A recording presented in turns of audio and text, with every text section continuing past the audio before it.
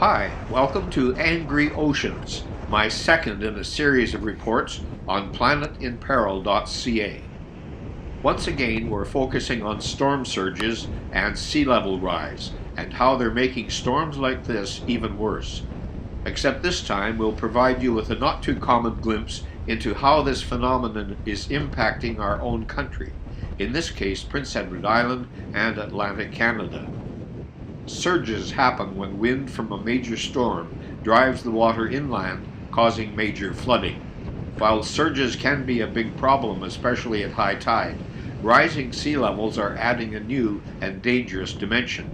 A series of 22 tidal gauges around Charlottetown have recorded a significant rise at PEI's capital of 50 centimeters or half a meter since 1910. So in the face of those rising levels, the storm surges no longer have to be as strong as they once were for major flooding to still occur.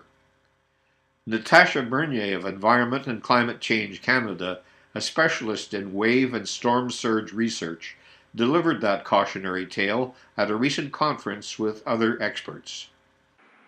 In terms of day to day, when are the storm surges important? So the storm surges on the left column in red, if they happen at or near low tide, which is the second line in blue, they add up to create a total sea level, which is not very different than the overall, what you would usually expect from the overall range of tides in many areas. So people usually don't notice them when they happen at or near low tide. On the right-hand side, you've got the same storm, but this time it's happening at or near high tide, and so they add up then to elevate the total sea level. And if you have large enough storm surges at that point, you may push a total sea level beyond the flood line, which is in purple, which is shown in purple. So why is sea level rise an issue?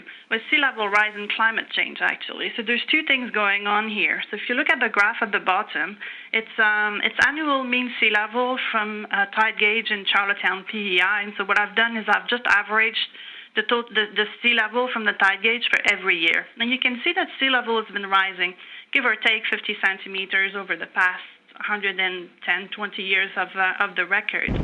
So sea level is rising, which means that how big a storm surge needs to be in order to exceed the flood line, it's getting smaller and smaller with time. So this is, if you think of the previous storms we were talking about in the first slide, they were storms of amplitudes of 1 to 2 meters, but in general, storms of 60 to even 80 centimeters in some areas, if they happen at or near high tide, they're the type of storms that we want to keep an eye on. And so if sea level continues to rise and these storms are getting smaller and smaller, then more of the storms are becoming something that you need to keep an eye out for.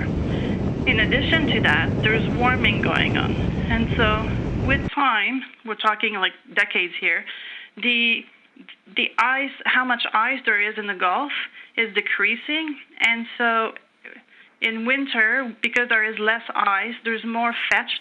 The winds have more impact on the sea level, and so they can cause larger waves event, and they combine to the storm surge, and so you have an added effect of the waves on the storm surges that increase the risk.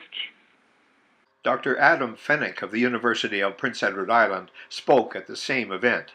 The Nobel Prize-winning academic reminded his audience that Atlantic Canada is in line for some of the highest sea level rises anywhere in the world, perhaps more than 2.5 meters by 2100. He brought his point home with this dramatic visual presentation looking at impacts of these changes on the island. As I'm going to show you now, you can raise the sea levels up to 2 meters. That might be a permanent sea level.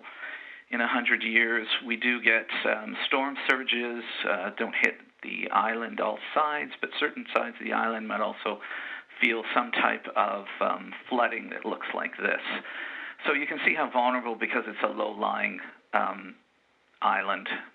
I'll quickly just go and show as well that we can click on and off the coastlines, so we can see in a very quick way where coastal erosion might impact if we're looking at annual rates of erosion that have happened over the last 40 years, and we just look into the future over the next 30, 60, and 90 years. That's it for this edition of Angry Oceans. In the next one coming soon, a U.S. expert will tell us not all seas are rising to the same level, and why.